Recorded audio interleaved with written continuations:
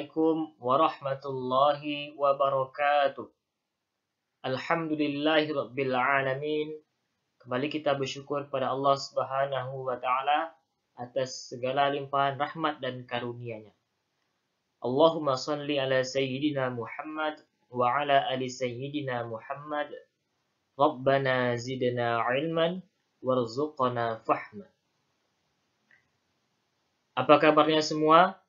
Semoga kita selalu dalam keadaan sehat walafiat dan tetap semangat belajarnya. Karena Rasulullah Shallallahu Alaihi Wasallam bersabda, "Man salaka tariqan yaltamisu fihi ilman, sahalallahu lahu bihi tariqan ilal jannah." Barang siapa yang mencari jalan untuk mencari ilmu, Allah akan membantu menemukan jalan menuju surga.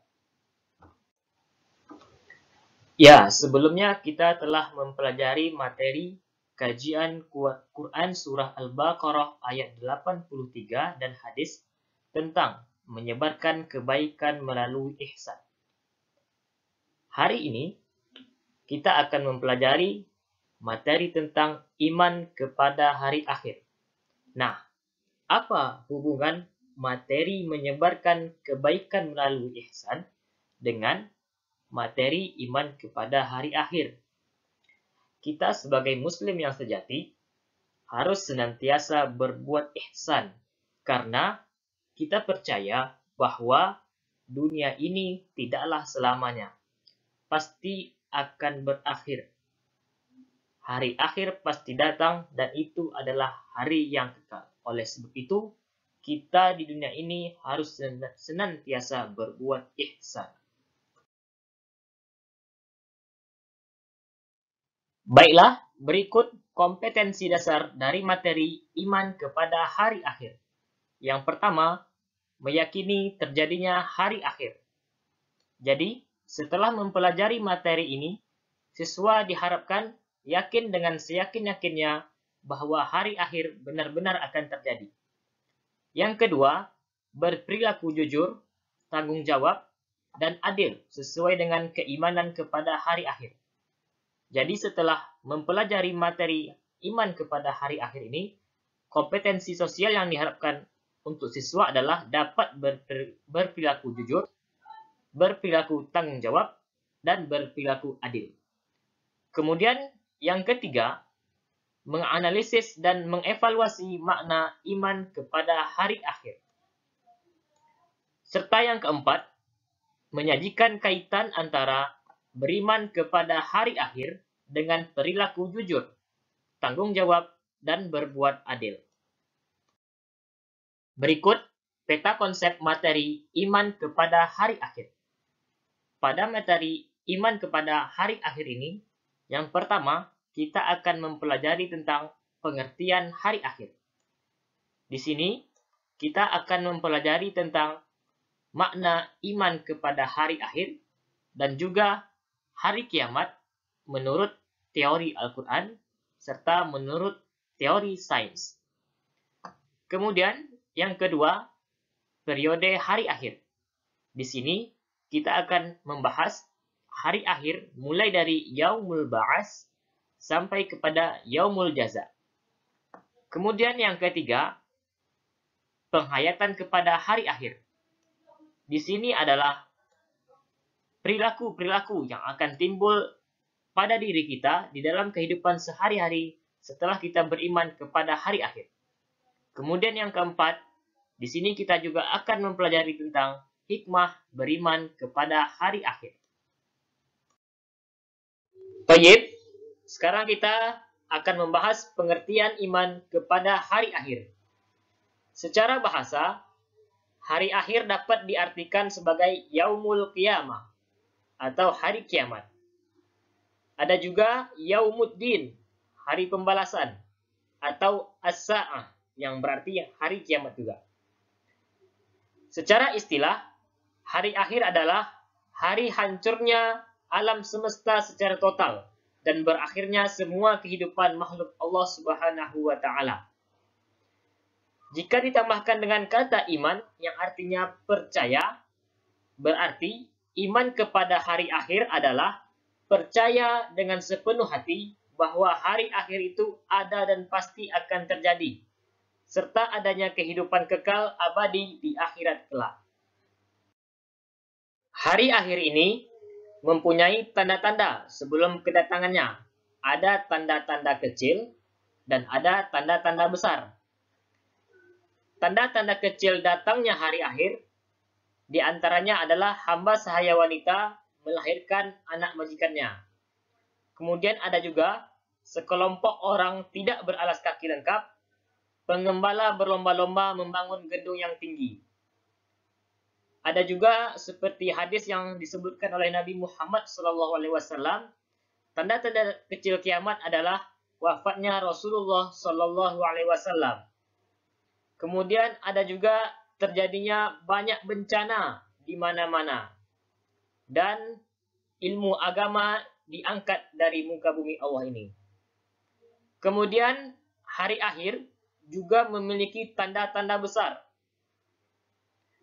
Seperti keluarnya Ya'juj dan Ma'juj, munculnya Dajjal, serta terbitnya matahari dari sebelah barat. Oke, selanjutnya kita akan membahas hari kiamat menurut Al-Quran. Menurut Al-Quran, hari kiamat itu terbagi dua. Yang pertama, kiamat sughra, atau yang biasa juga disebut dengan kiamat kecil. Kiamat kecil ini adalah yang pertama berakhirnya kehidupan makhluk hidup. Allah Subhanahu wa taala berfirman, "Kullu nafsin za'iqatul maut." Setiap yang bernyawa itu pasti akan mati. Kemudian yang termasuk kiamat kecil juga yaitu terjadinya bencana alam yang mengakibatkan juga hilangnya nyawa makhluk hidup. Yang kedua adalah kiamat kubro. Kiamat kubro ini disebut juga dengan kiamat besar, yaitu hancurnya seluruh isi alam semesta beserta berakhirnya semua kehidupan makhluk hidup di alam semesta. Oke, selanjutnya kita akan membahas periode hari akhir.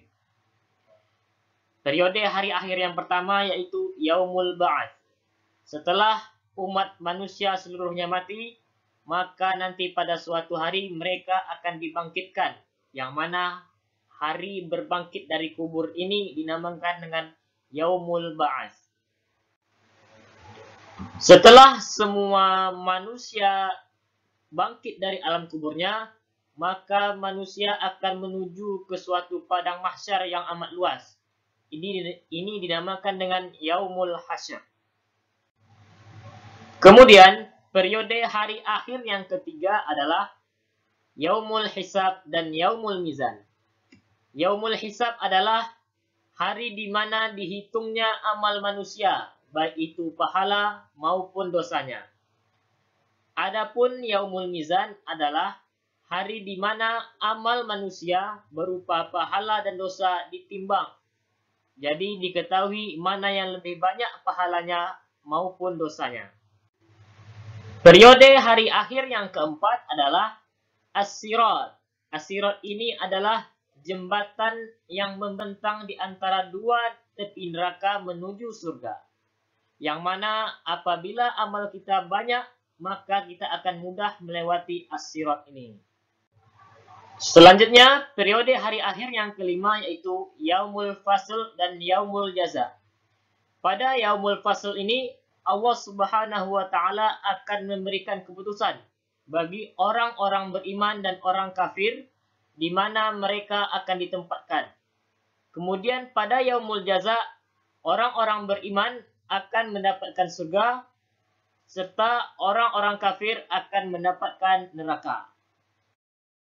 Membahas tentang tanda-tanda penghayatan iman kepada hari akhir dalam perilaku sehari-hari. Setelah kita beriman kepada hari akhir, maka iman itu akan terwujud dalam perilaku kita sehari-hari. Apa saja perilaku tersebut? Yang pertama adalah menumbuhkan rasa tanggung jawab, yaitu kita merasa hidup di dunia ini hanya sementara. Ada nanti di akhirat kita akan mempertanggungjawabkan apa-apa yang kita lakukan di dunia. Kemudian yang kedua, tanda-tandanya adalah kita menjadi sadar bahwa tiada daya dan upaya melainkan kekuasaan Allah Subhanahu wa taala. Kemudian tanda-tanda yang ketiga yaitu membuat kita selalu ingin berbuat baik, melakukan amal soleh. Dan yang terakhir adalah menumbuhkan di dalam diri kita perilaku akhlakul karimah.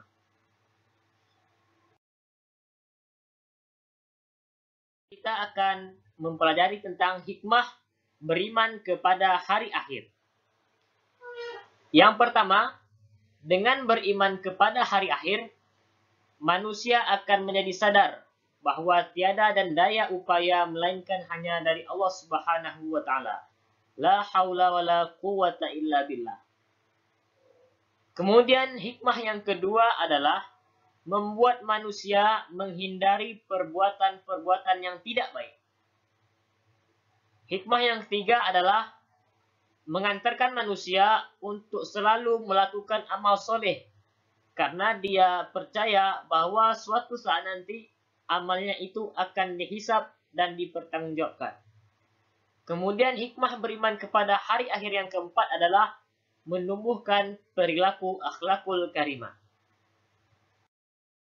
Sekarang kita sampai kepada kesimpulan materi kita, yaitu iman kepada hari akhir.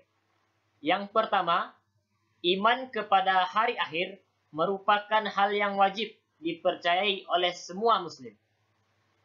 Yang kedua, hari akhir itu mempunyai tanda-tanda. Ada tanda-tanda kecil dan ada tanda-tanda besar.